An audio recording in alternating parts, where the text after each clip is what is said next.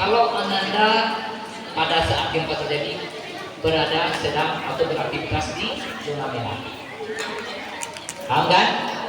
Ananda pai ke Transmart, Ananda pai juga mamanya papa pai ke PA, itu zona merah tsunami. Saat Ananda berada di tempat tersebut, gempa terjadi, otomatis Ananda juga harus memahami upaya-upaya penyelamatan diri Ananda dan bagaimana melakukan evakuasi ke tempat yang lebih aman. Paham ya? Jadi bukan berarti awak Ananda tadi. Jadi bukan berarti jangan orang akan di Bali. Ya, bahwa ada di Bali. Tak jaminan. Seperti yang tadi kita bilang, gempa tidak bisa diprediksi kapan datangnya. Di saat Ananda atau di TA atau di Transmart atau di Gora Musabit, gampu terjadi. Oke. Kalau sekarang, misal Ananda berada di ruangan kelas, serang sekolah, aja, gampu terjadi. Apa yang dilakukan? Siapa tahu? Oke, berlindung di bawah meja, pastikan mejanya dari kayu, betul kan? Betul.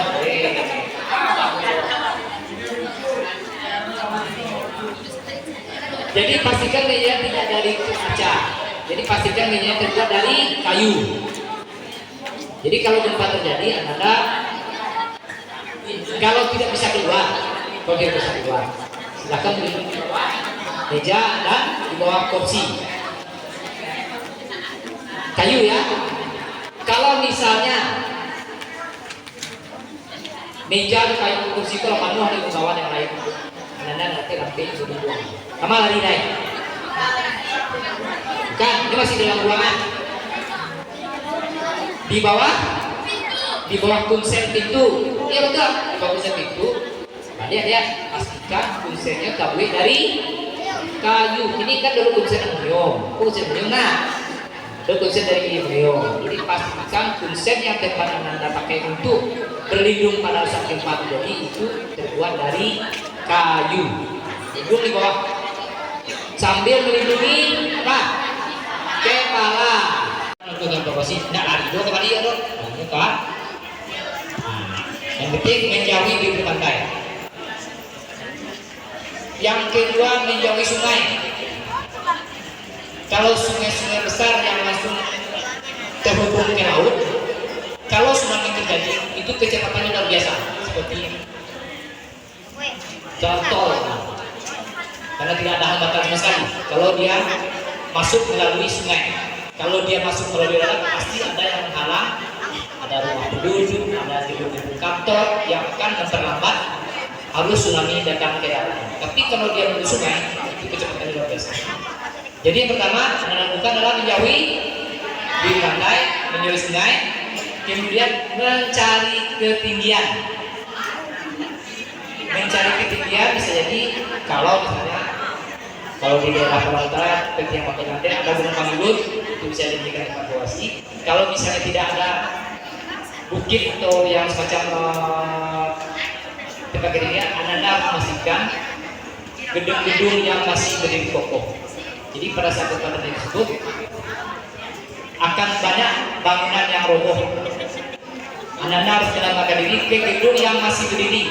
Jangan betul awal nampak kok condong kantor gubernur misalnya. Condong untuk wah tadi udah tuntas ya.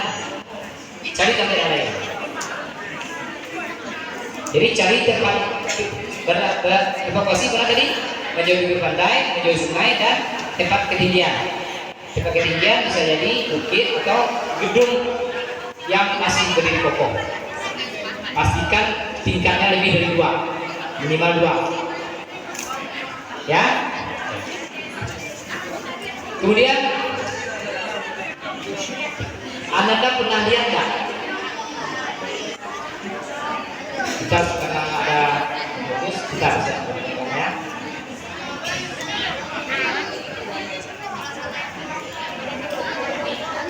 Dan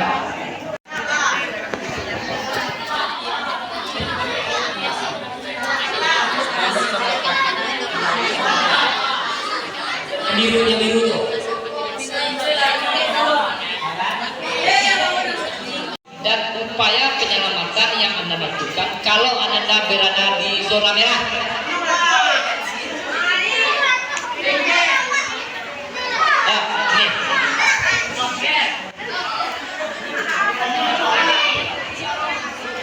Badannya sehat. Sebutkan namanya apa? Satria. Coba Satria Sabrian. Ciri-ciri ganggu yang berpotensi tsunami dan upaya penyelamatan diri Satria seandainya Satria berada di zona merah tsunami. Silakan. Ciri gempa tsunami, kekuatannya lebih dari 7 skala Richter. Bangunan-bangunan di sekitar sudah mulai berjatuhan. Tidak bisa berjalan seperti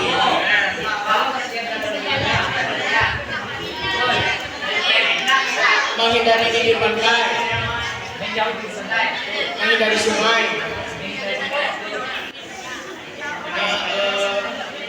pergi ke tempat yang lebih tinggi.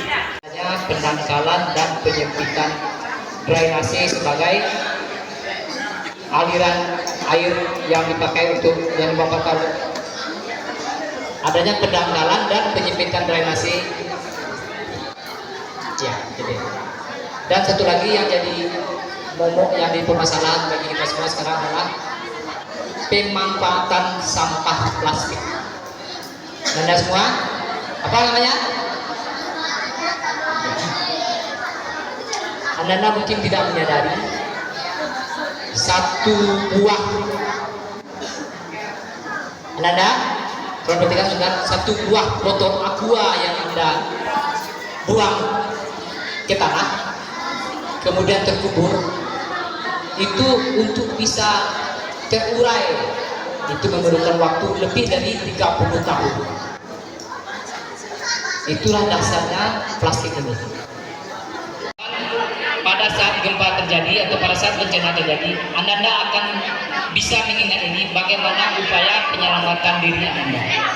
Satu lagi yang harus Anda sadari, pada saat bencana terjadi, Anda tidak akan bisa 100% menggantungkan upaya penyelamatan diri kepada orang lain, termasuk pada orang tua, kepada kakak.